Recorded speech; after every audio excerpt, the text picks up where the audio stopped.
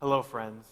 I just wanted to share with you a couple things about the church and some things that have been going on in my head these past couple days. I hope that this message finds you well.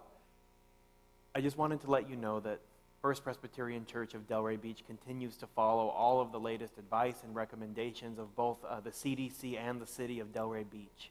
So as you watch our Sunday services, which we have permission to continue doing, you will notice us practicing social distancing. You'll notice the choir standing far apart. You will notice there are less than 10 people in the building. All of this is us doing our part to flatten the curve, and I hope that you too continue to do just that.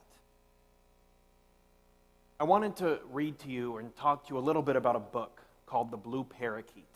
This is The Blue Parakeet. It's a blue book, and it's by Scott McKnight. And Scott McKnight is a Christian author. He's a New Testament scholar. He's a professor.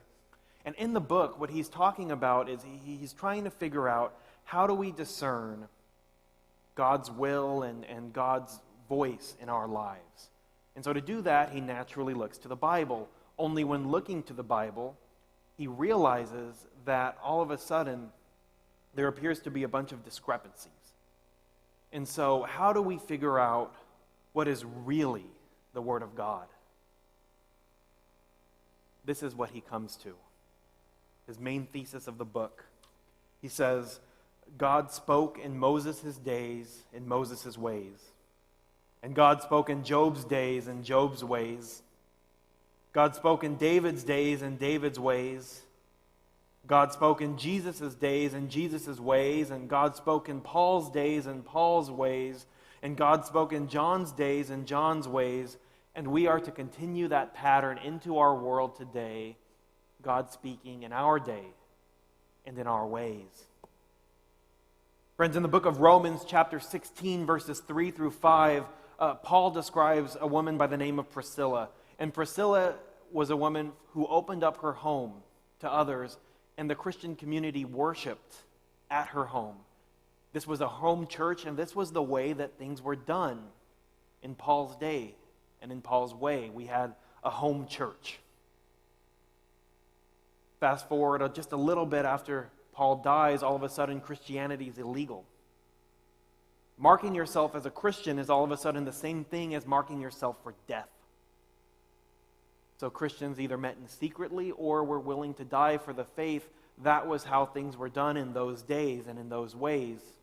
Shortly after that, the same lifetime, all of a sudden, Christianity is the opposite of illegal. Thanks to Constantine, all of a sudden, it is expected that you are a Christian, and so everyone became Christian, and that's the way that Christianity was done in those days and in those ways.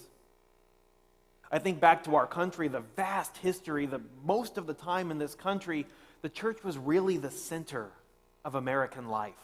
Everything revolved around the church.